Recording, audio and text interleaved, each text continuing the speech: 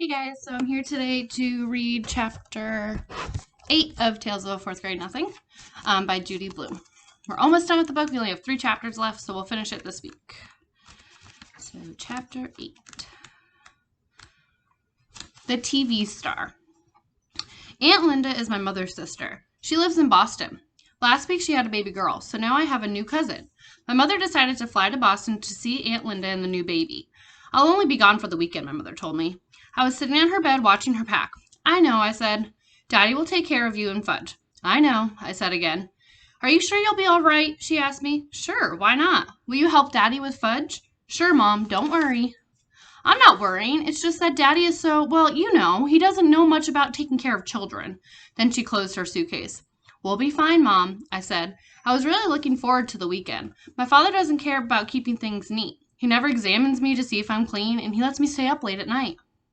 On Friday morning, all 4 of us rode down in the elevator to say goodbye to my mother. Henry looked at the suitcase. You're going away, Mr. Hatcher? He asked. My mother answered. No, I am, Henry. My sister just had her first baby. I'm flying to Boston for the weekend to help out. New baby, Fudge say. Baby, baby, baby. Nobody paid attention to him. Sometimes my brother just talks to hear the sound of his own voice.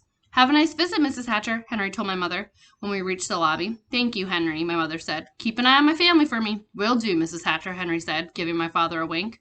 Outside, my father hailed a taxi. He put the suitcase in first and then held the door for my mother.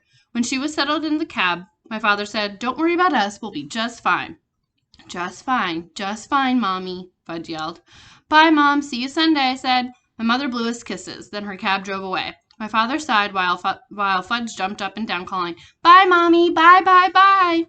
I had no school that day. The teachers were at a special meeting, so my father said he'd take me and Fudge to the office with him. My father's office is in a huge building made of almost all glass. It's a really busy place. You never just see people sitting around quietly at desks. Everyone's always rushing around. A person could get lost in there. My father has a private office and his own secretary.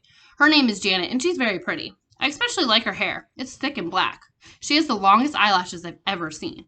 Once I heard my mother say, Janet must have to get up at the crack of dawn to put on her face. My father just laughed when my mother said it. Janet's seen me before, but this was her first meeting with Fudge. I was glad her hair was finally growing back. His hair was finally growing back. I explained right off about his teeth. He'll look a lot better when he's older, I said. He knocked out his 2 front teeth, but when he's 6 or 7, he'll get new ones. See, Fudge said, opening his mouth. All gone. My father said, Janet, the boys are going to be here for the morning. Can you amuse them while I clear up some work? Certainly, Mr. Hatcher, Janet said. You go ahead into your office, and I'll take the boys on a tour of the rest of the agency. As soon as my father went into his private office, Janet took out her pocketbook. She reached in and came up with a hairbrush, some lipstick, and a bag of crackers. Want some? She asked me and Fudge. Okay, I said, taking a handful. Fudge did the same. The crackers were shaped like little goldfish. I nibbled while Janet fixed herself up.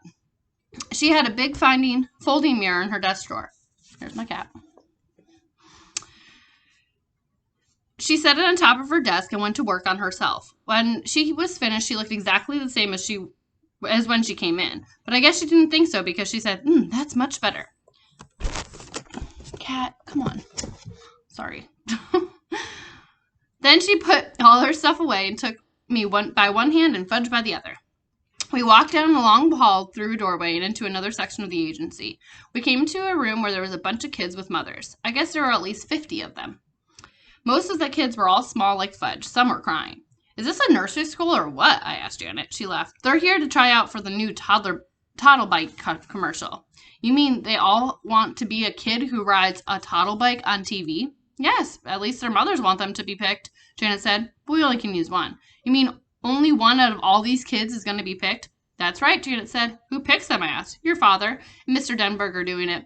But of course Mr. Vincent, the president of Toddle Bike Company, has to approve. Just then, a door opened with the secretary came out. Next, she called into the waiting room. Mr. Murray's next, mother said. Oh, no, he's not, another mother called. Sally is next. Ladies, please, you'll have to wait your turn, the secretary said. Murray's going to be next. He was a little red-headed kid. He wasn't in the other room for 2 minutes when the door opened. A big man with a cigar in his mouth came in and said, No, no, no, he shouted. He's not the type at all. Sorry. Murray was crying. His mother yelled at the big man. What do you know anyway? You wouldn't know a treasure if you found one. She shook her fist at him. Janet whispered to me, "That's Mr. Vincent, the president of Toddlebike." Mr. Vincent walked into the center of the room. He looked around at all the kids. When he looked over at us, he pointed and called, "There he is! That's the kid I want!" I thought he meant me. I got excited. I could just see myself on TV riding the Toddlebike.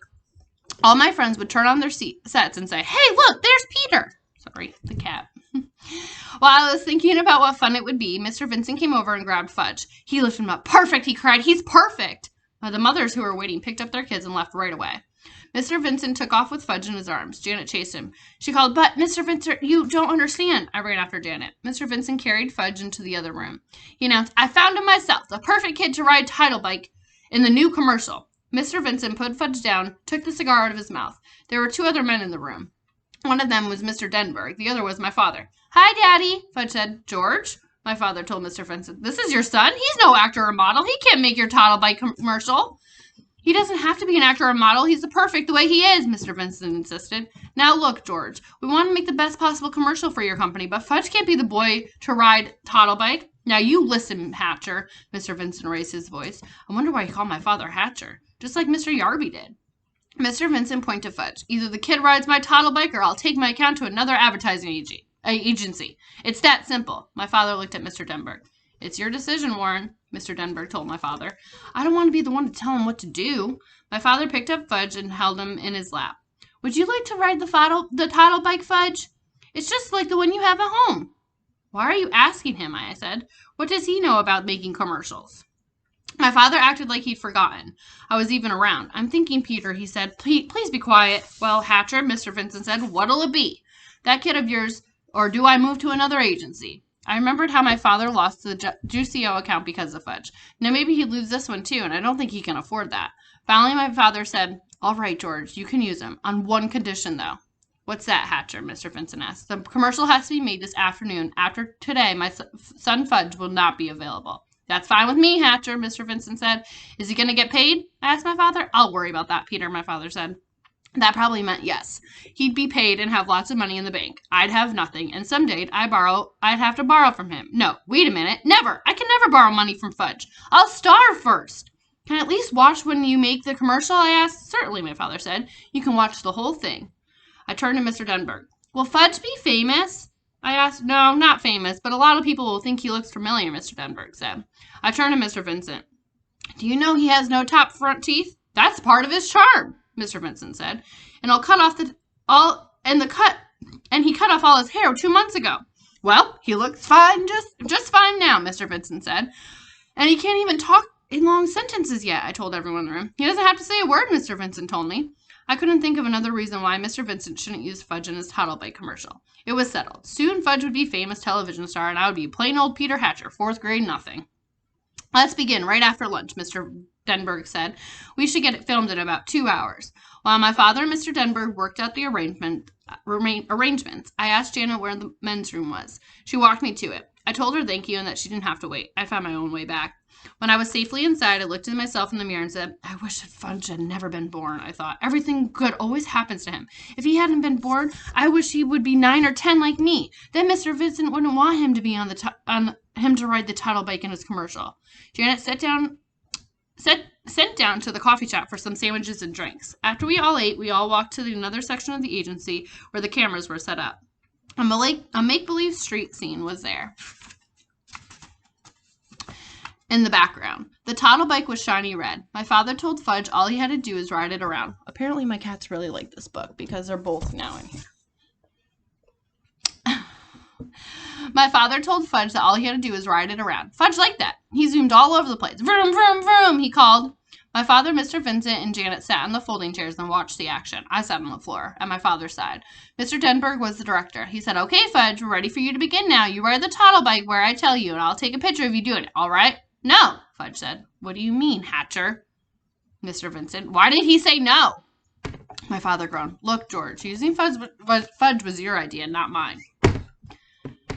Mr. Denberg tried again. "Okay, Fudge, this is it," the cameraman said. "Start riding this way. Ready, set, go." Fudge sat there on the Toddlebike, but he wouldn't pedal. "Come on, kid, let's go," the cameraman called. "No, don't want to," Fudge answered. "What's with this kid, Mr. Hatcher?" the cameraman asked. "Fudge," my father said, "do you want to do what the nice man tells you?" "No, don't have to." Janet whispered to my father. How about some cookies, Mr. Hatcher? Good idea, Janet, my father told her. I have some Oreos right here, she said, patting her pocket. Shall I give them? One at a time, my father said. Janet walked across the room to Fudge. He was sitting on the toddle bike. If you do what the nice man says, you can have a cookie, Janet told him. Show me, Fudge said. Janet held up a box of Oreos. She was really well prepared, I thought. She must eat all day long. What with the crackers shaped like goldfish and a box full of Oreos? I wonder what else she had in that pocket. Give me, Fudge said. Janet held up one cookie. Fudge reached for it, but Janet didn't let him get it. If you do the nice man says, you can have an Oreo. Maybe even 2 or 3 Oreos. First cookie, Fudge said. First do what the nice man says, Janet told him. No, first cookie. Give him one, Janet, Mr. Denberg said. We haven't got all day to fool around. Janet gave Fudge one Oreo. He ate it all up.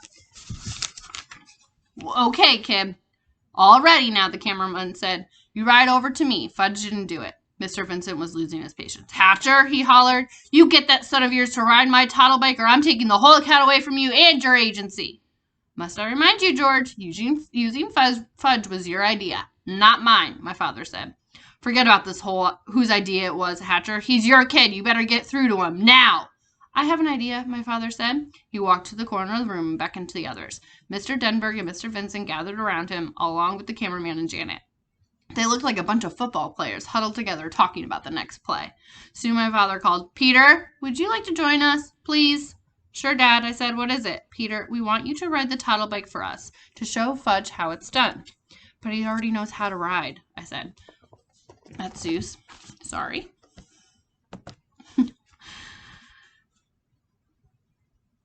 But he already knows how to ride, I said. Didn't you see him zooming around? He won't do it for the cameras, though, my father explained, so we need your help. Will I be in the commercial, too, I asked. Well, the toddle bike is really for very young children, Mr. Denberg said. Otherwise, we'd have you do it in a minute. I got the message. It was like buying the shoes in, like, Dr. Brown's office. They were going to use me to get Fudge to do what they wanted him to. I wondered how anybody would ever manage my brother without my help. I walked over to Fudge and told him I was going to ride the toddle bike. Get off, I said. Fudge held onto the bike. No, mine! It's not yours, my father told him. But Fudge wouldn't move for anything. He closed his eyes and screamed. He screamed loud, even louder when he tries. So my father had to pull him off the toddle bike. Fudge kicked and screamed, and I'll bet Mr. Vincent was sorry that he ever spotted my brother in the first place. I got on the toddle bike. It was small. My knees practically touched the ground, but I managed to ride it around just where the cameraman told me to. See how nice Peter can ride the toddle bike, Janet said. Here, Peter, come have an Oreo. You do that so well. You can have 2 or 3 if you want. Fudge stopped screaming. Me, he said. What? My father asked him. Me ride, me. You can't ride as well as Peter can, Mr. Denberg said. Can so, Fudge told them. I don't think so, Mr. Denberg said. You already had a turn. You didn't do what I told you to do. Me. You want to try again, my father asked. Again, Fudge said. Again. Well, I don't know, Mr. Denberg said. Well, Mr. Vincent said, chewing on his cigar. Well, the cameraman said, scratching his head. Please, Fudge begged. I never heard my brother say please before. Mr. Denberg said, okay, we'll give you one more chance. Fudge ran to the toddle bike. I got off and jumped on. And he jumped on. Now? He asked Mr. Denberg. Now, Mr. Denberg said, ride this way, Fudge, over here, towards me. Fudge did as he was told. Just like PETA, he said. See, just like PETA. Janet gave me a kiss on my cheek. You saved the day, Peter Hatcher, she said. When she wasn't looking, I wiped it off my face. Her kiss was too juicy.